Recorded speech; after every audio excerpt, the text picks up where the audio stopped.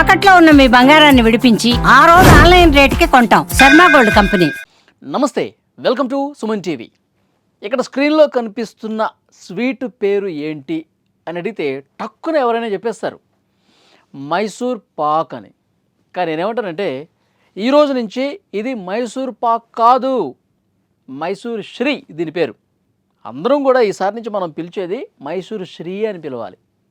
ఎందుకంటే మైసూర్ పాక్ అంటే పాకిస్తాన్ కదా. పాకిస్తాన్ అన్న ఒక థాట్ వస్తుంది మైసూర్ పాక్ అనగానే. పాకిస్తాన్కి మన భారతదేశ ప్రజలు పాకిస్తాన్ పేరు వింటే అంటే ఒళ్ళంతా కంపనం వచ్చేస్తుంది. ఆ పాకిస్తాన్ అన్న పేరు వినిపిస్తే చాలు ఎక్కడ లేని కోపం వచ్చేస్తుంది.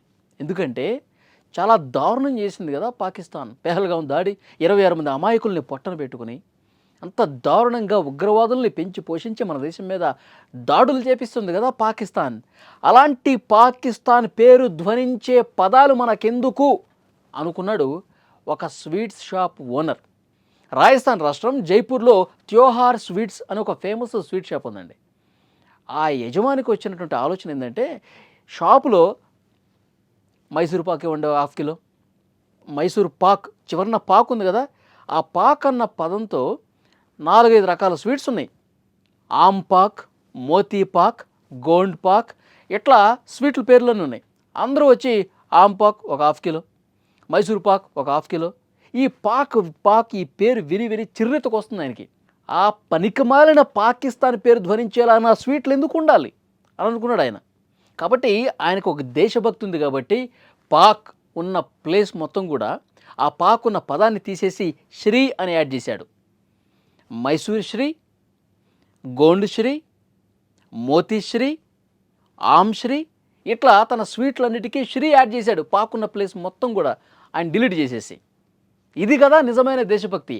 ఆ పాకిస్తాన్, ఆ ముష్కర మూకలు కలిగినటువంటి ఆ దేశం, ఆ పనికి మాలిన ఆ చెత్త దేశం పేరు నా స్వీట్స్ ఉన్నటువంటి ఆ పేర్లలో కనిపించకూడదు, వినిపించకూడదు అని చెప్పి భావించి దేశభక్తి కలిగినటువంటి అతను తన స్వీట్ పేర్లన్నీ మార్చేశాడు.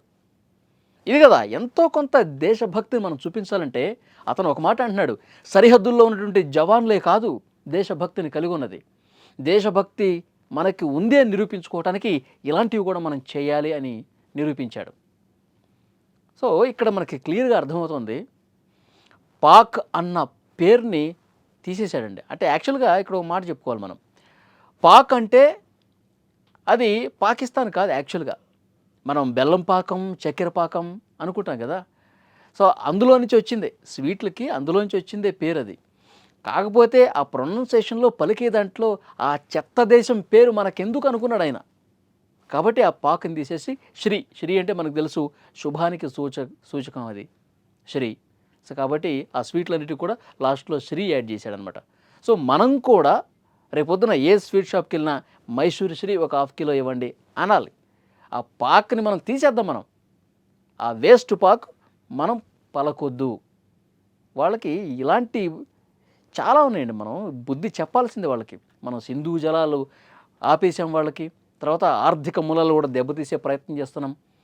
వాళ్ళ పేర్లు ఇక మనం ప్రొనౌన్స్ చేయొద్దు.